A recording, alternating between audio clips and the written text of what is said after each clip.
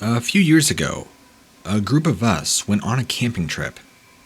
There were 10 of us in total, 5 boys and 5 girls, all of us teenagers. We were all seniors at the time, and it was like an end of high school party out in the woods. There was very little chance of any real shenanigans, just because we were in the middle of a family campsite. No sleeping around, no getting drunk. But for the sake of our parents giving us permission, there were at least 2 separate tents. Of course, in the boys' tent, we thought it would be a fun idea to play a little truth or dare. We might have been good kids, but we were still teenagers, and as you know with teens, hormones rule, no matter if people are watching or not. So, after 2 rounds of truth that had already involved in doing what we wanted to do over to the girls' tent, the fact that I at the time had a year-long crush on one of them, I chose dare. Well, I knew it wasn't going to be anything too scary. We were kids, and it wasn't going to be anything illegal or crude. The dare at the time was to go out of the tent and stand out in the woods for 10 minutes. No flashlight, just sitting in darkness. This actually was pretty nerve-wracking at only 17 years old.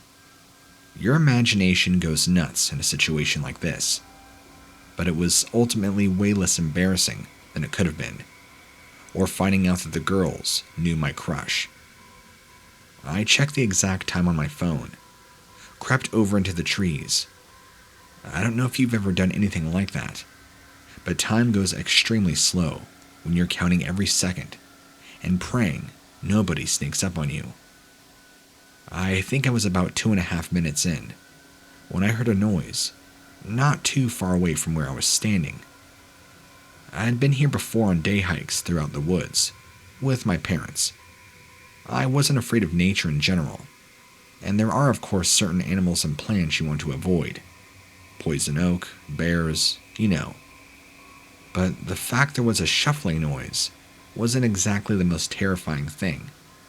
It could have been a little rabbit or something like that. 3 minutes in, and now the noise was becoming louder and closer. It sounded more like a deep, raspy breath, or a kind of panting. I was for sure starting to feel a little more nervous now, willing the numbers on my cell phone to move faster. Then, whatever it was growled, and I felt a presence behind me. I froze for a moment. Then, whatever it was, let out this horrific guttural scream. It was super dark, with just the minute glow of a cell phone, and I couldn't see exactly what I was looking at. Whatever this was about my height, and because of this, I was in no way prepared to consider an animal being that tall. In my first glance, I thought it was a person. I mean, that would have made more sense. However, as I saw more of this figure, they appeared far too bulky, broad, and covered in thick, dark hair. This being also had long, skinny legs and arms. But then I saw the head.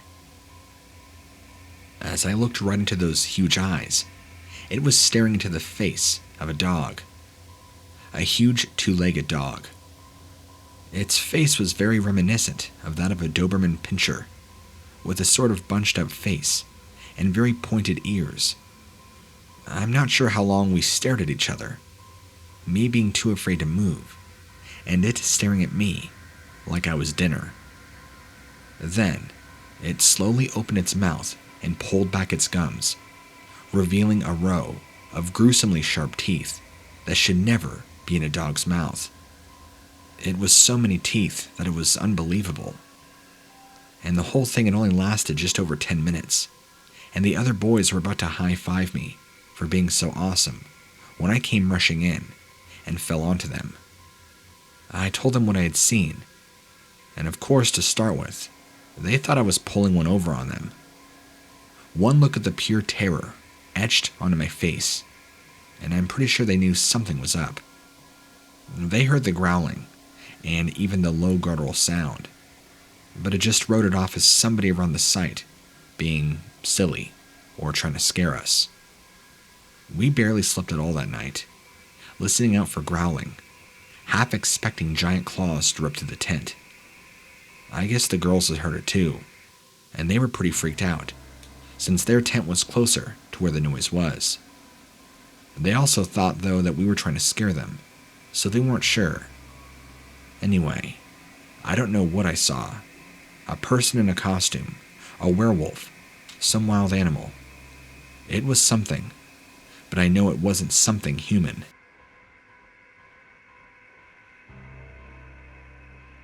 I will never forget this one time. I was on my way to the gym early one morning, and I saw something by the side of the road that to this very day makes no sense. So there I was, driving slowly, thinking about my workout, when I saw something by the side of the road. My first thought was deer, or maybe a wolf. Here? No. And as I got a closer look, it appeared to be some sort of mix between a dog and a person. At first, I obviously thought it was just some weird species of actual dog, because what the hell else was it going to be? A bear doesn't walk like that, or does it move like that? I also noticed that it appeared to be bending down, like it was eating something off the floor. I didn't really want to think about it too much, but as I got closer, I could see there was something unusual, irregular about this dog. As I was driving towards it, I tried my best to figure out what it was. To be honest, I commend myself for keeping the car on the road. I'm not sure how I didn't end up on the trees too. This dog was not only massive, but it looked wrong. I realized what was even more unusual than its size, and it appeared to be sitting. So until I was almost on top of it, I didn't even register just how much of a monster it was. And what was even more unusual was just how it was eating. My mom has dogs, and as you'd expect, you put food in a bowl on the floor, they eat it, usually standing on their four legs with their head bent into the bowl. That is normal, right? This thing was sat up, putting food into its mouth with its hands. Yes, with its hands just like a person. And that was also when I realized that this particular dog was basically the person's size and shape. Long hairy body, arms and legs, and a head just like that of a wolf, I guess. Maybe a little more German Shepherd, or maybe Alaskan Malamute. Somewhere in there. A damn person-sized dog eating lunch or whatever it was eating with better manners than some people.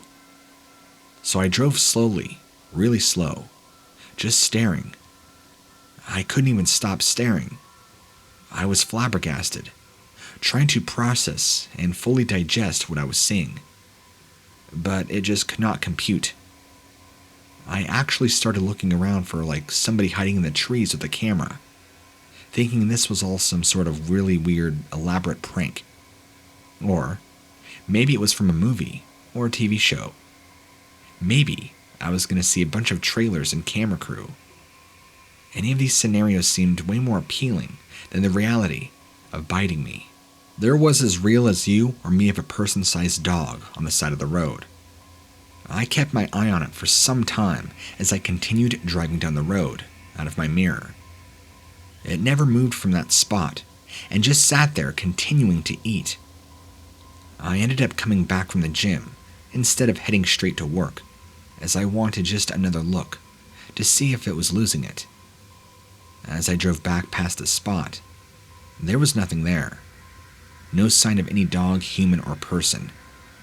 So I slowed right down, wound down my window to see if I could spot any evidence that I indeed was not crazy, and that this hadn't been some sort of waking hallucination. At first, I couldn't see a thing, but then I spotted something. A half-eaten fawn. ripped in half. That was more than enough for me. I put my foot down and I sped off. I've gone past there several times since, but I haven't quite seen this animal again. But I do slow down and check. Sometimes there is still roadkill that looks as if it's been ripped on and eaten on. It still creeps me out.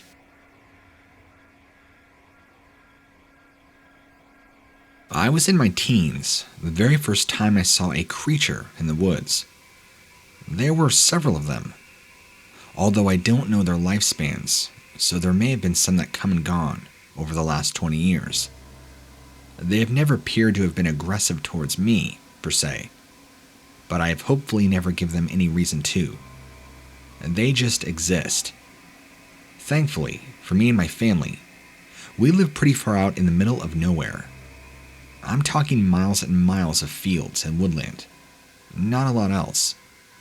There are other usual woodland creatures, but nothing that attracted any hunters or poachers. This particular family of animals mainly lives in solitude, what I hope. The reason this is important is because I believe that these are dogmen, and the first time I saw one, I was 13. I'd been gathering various treats for my mom's rustic country Christmas display, of all things, when I heard twigs snapping behind me. Having grown up, I wasn't remotely scared of anything in the woods, but made sure that I turned around very slowly, expecting to be a mountain lion about to pounce. Whatever manner of creature I had been expecting, it would have never crossed my mind that I would now be face to face with the thing that was in front of me. It was around my height, but a little taller at the time, so not quite 6 foot.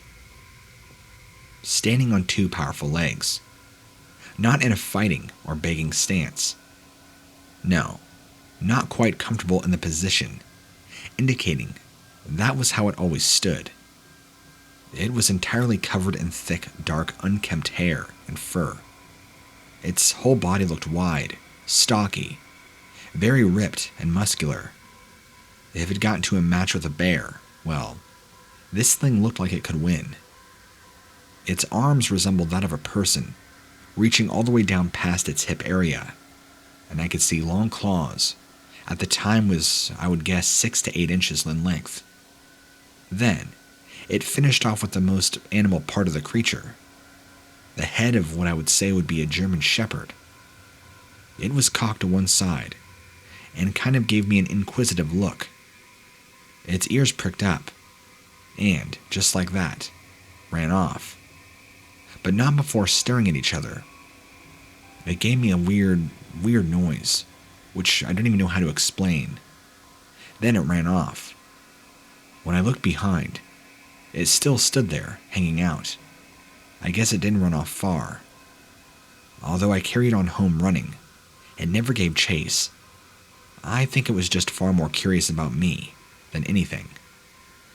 In the 20-odd years since then, I've seen many of them, in varying sizes, shapes, and what I assume to be ages.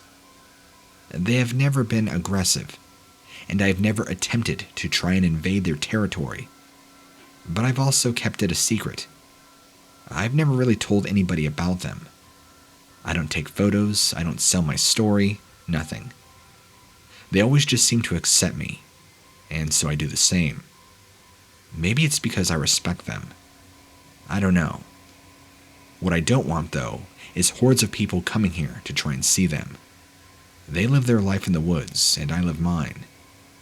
It does make me wonder, if I do live alongside them, what other creatures and strange cryptids live across the world, not causing anybody harm? For the record, I am in Maine,